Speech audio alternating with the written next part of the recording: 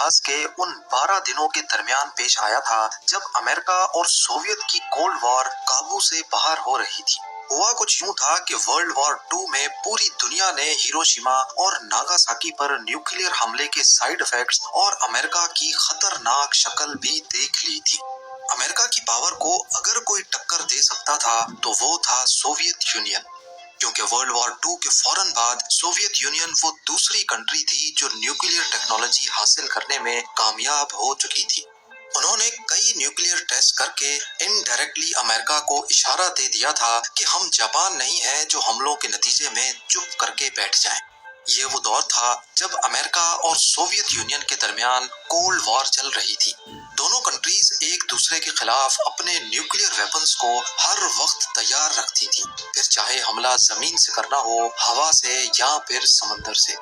دنیا کو اچھی طرح معلوم تھا کہ دونوں میں سے اگر کسی ایک نے بھی نیوکلیئر اٹیک میں پہل کی تو اگلی کنٹری بھی اس کا جواب نیوکلیئر میزائل سے ہی دے گی، اور اس کے نتیجے میں ہونے والی تباہی جاپان کے نیوکلیئر حملوں سے کافی زیادہ بھیانک ہوگی۔ اتنی زیادہ کہ ایسا مانا جا رہا تھا کہ شاید دنیا میں سے انسانوں کی 70% پاپولیشن اس کی نظر ہو جائے گی۔ ان حملوں کو اور زیادہ افیکٹو بنانے کے لیے امریکن اور سوویت بامبر ایئر کرافٹس ہر وقت ہوا میں رہتے تھے۔ ان کی نیوکلیئر سب مرینز بھی انٹرنیشنل واٹرز میں ایک دوسرے سے چھپ کر صرف ایک اشارے کا ویٹ کرتی تھی۔ اس کے علاوہ امریکہ نے اپنے نیوکلیئر ویپنز ٹرکی اور اٹلی میں بھی انسٹال کر دیے، کیونکہ یہ دونوں کنٹریز نیٹو الائی تھیں اور سوویت یونین کے بارڈر سے بہت قریب بھی تھی۔ اس سے امریکہ کی پوزیشن زیادہ اسٹرانگ ہو گئی، کیونکہ یہاں سے سوویت یونین کے ویسٹرن پارٹ کو اٹیک کرنا مزید آسان ہوگا۔ پر جب یہ خبر سوویت یونین کو ملی تو انہوں نے بھی اپنے نیوکلیئر ویپنز کو امریکہ کے قریب انسٹال کرنے کا فیصلہ کیا۔ اس کام کے لیے سب سے بیسٹ اسپاٹ اور کوئی نہیں بلکہ امریکہ سے صرف 200 کلومیٹر ساؤتھ ایسٹ میں واقع کیوبا آئی لینڈ تھا۔ اس وقت کیوبا میں پرو کمیونسٹ گورنمنٹ تھی جو امریکہ کو کسی بھی صورت ہضم نہیں ہو رہی تھی۔ امریکہ کی نظر میں کیوبا سوویت یونین کا الائی تھا، کیونکہ سوویت یونین ہی اصل میں کمیونزم کا گڑھ تھا۔ کمیونزم کا مطلب ہے کہ سارے بزنسز گورنمنٹ کے کنٹرول میں رہیں گے اور سب کو اس کا ایکول حصہ ملے گا، یعنی سماج میں امیر یا غریب جیسی کلاسز نہیں بن پائیں گی۔ جبکہ امریکہ چاہتا تھا کہ پوری دنیا میں کیپٹلسٹ سسٹم چلے، ایک طرح کی فری مارکیٹ ہو، جو چاہے بزنس کرے اور اپنا پروفٹ جنریٹ کرے۔ امریکہ اپنے برابر میں کیوبا پر حملہ کر کے وہاں بھی کیپٹلسٹ نظام لانا چاہتا تھا، لیکن کیوبن پریزیڈنٹ فیڈل کیسٹرو کو سوویت یونین کی سپورٹ حاصل تھی، جو کیوبا کو ویپنز بھی سپلائی کیا کرتے تھے۔ پر کیوبا کے ساتھ اچھے ریلیشنز بنانے کی آڑ میں سوویت یونین کچھ اور ہی سوچ رہا تھا۔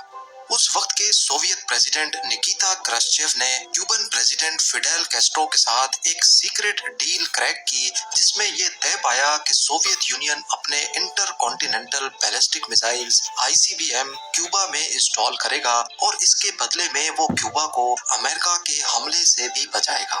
لیکن اس کا دوسرا فائدہ یہ تھا کہ اس بہانے اب سوویت نیوکلیئر وار ہیڈز ساؤتھ امریکن ریجن کو بھی آسانی سے ہٹ کر سکیں گے۔ اس ڈیل کی کسی کو کانوں کان خبر تک نہیں پڑی، اور سوویت یونین نے ٹاپ سیکرٹ انداز میں اپنے ICBMs کیوبا کی مختلف لوکیشنز پر انسٹال کرنا شروع کر دیے۔ پر یہ خبر افواہ بن کر پورے امریکہ میں پھیل چکی تھی۔ لوگوں میں خوف و ہراس پھیل گیا کہ فلوریڈا سے صرف 200 کلومیٹر دور کیوبا میں سوویت نیوکلیئر میزائلز انسٹال کیے جا چکے ہیں۔ وائٹ ہاؤس نے ان تمام خبروں کی تردید کی اور 1962 کے اسٹیٹ الیکشن کیمپین کے دوران لوگوں کو یہ یقین دلایا گیا کہ یہ تمام خبریں بے بنیاد ہیں۔ پر اس کی سچائی جاننے کی کھوج میں US ایئر فورس کے U-2 اسپائی پلین کو استعمال کیا گیا۔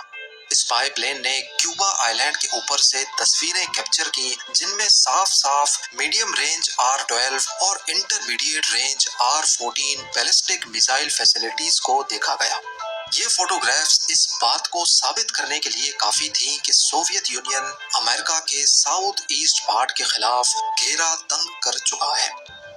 یہ خبر American president John F Kennedy پر بجلی بن کر گری، اور انہوں نے کیوبا، جس کے اوپر امریکہ کو ویسے ہی بہت غصہ تھا، کو سبق سکھانے کے لیے وہاں ایئر स्ट्राइक्स करने का फैसला किया। प्लान ये था कि एयर स्ट्राइक्स करके पहले सोवियत आईसीबीएम्स को डिस्ट्रॉय किया जाएगा और फिर फुल फोर्स के साथ क्यूबा पर कब्जा कर लिया जाएगा, जो कि काफी पहले से ड्यू था। अमेरिकन प्रेसिडेंट का ये प्लान असल में वर्ल्ड वॉर 3 को दावत देने के बराबर था, क्योंकि क्यूबा में सोवियत मिसाइल्स पर हमला असल में सोवियत यूनियन पर हमला कंसिडर किया जाएगा, और अगर ऐसा हुआ तो दोनों तरफ से न्यूक्लियर वॉर छिड़ जाएगी, जिसको फिर कंट्रोल करना किसी के बस की बात नहीं होगी। दूसरी तरफ जब सोवियत यूनियन को अमेरिका के इरादों का पता चला तो उन्होंने हमले का जवाब देने के लिए अपनी कमर कस ली। इस तैयारी में एक सोवियत B-59 न्यूक्लियर सबमरीन भी थी, जिसका जिक्र इस वीडियो की शुरुआत में किया गया था। इसको क्यूबा के करीब कैरेबियन सी की गहराई में छुपे रहने का ऑर्डर मिला था। सबमरीन के क्रू को फुल अथॉरिटी थी कि अगर जंग छिड़ जाए तो न्यूक्लियर टॉर्पीडो मिसाइल लॉन्च करने के लिए मॉस्को से परमिशन लेने की भी जरूरत नहीं है।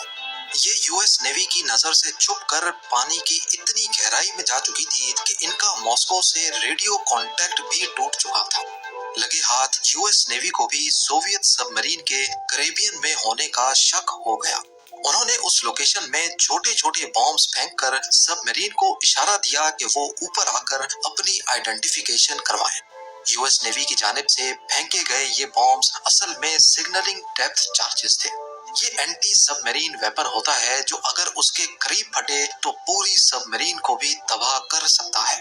सोवियत B-59 के अंदर मौजूद कैप्टन, जिनका वैसे ही मॉस्को से कांटेक्ट टूट चुका था, उन्होंने समझा कि शायद जंग छिड़ चुकी है और अब न्यूक्लियर टॉर्पीडो मिसाइल फायर करने का वक्त आ चुका है। बेशक क्रू को फुल अथॉरिटी तो थी, लेकिन न्यूक्लियर का बटन प्रेस करने से पहले सबमरीन में मौजूद तीनों ऑफिसर्स की रजामंदी बहुत जरूरी थी। 3 में से 2 ऑफिसर्स इस हक में थे कि न्यूक्लियर टॉर्पीडो मिसाइल फायर कर देना चाहिए, जबकि एक ऑफिसर इस हमले के हक में नहीं थे। एग्जीक्यूटिव ऑफिसर वसीली आर्किपोव थे तो B-59 के सेकंड इन कमांड, लेकिन उन्होंने बाकी दोनों ऑफिसर्स के खिलाफ जाने का फैसला किया और इसी बीच इन तीनों में बहस छिड़ गई। आर्किपोव का कहना था कि न्यूक्लियर मिसाइल फायर करना बहुत रिस्की है, जबकि उनके पास जंग स्टार्ट होने की कोई कंफर्मेशन भी नहीं है। कई मिनटों तक ये बहस चलती रही और उसके बाद फैसला हुआ कि B-59 को सरफेस पे ले जाकर पहले मॉस्को से कांटेक्ट बहाल किया जाए ताकि असल सिचुएशन का अंदाजा लग सके।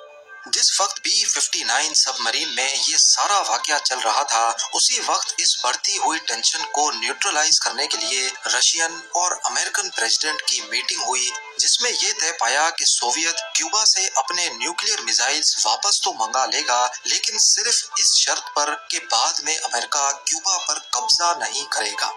ये तो डील थी जो पब्लिक के सामने रखी गई, लेकिन बाद में मालूम पड़ा कि अमेरिका ने चुपके से इस बात पर भी हामी भर ली थी कि वो इटली और टर्की से भी अपने न्यूक्लियर मिसाइल्स को हटाएंगे।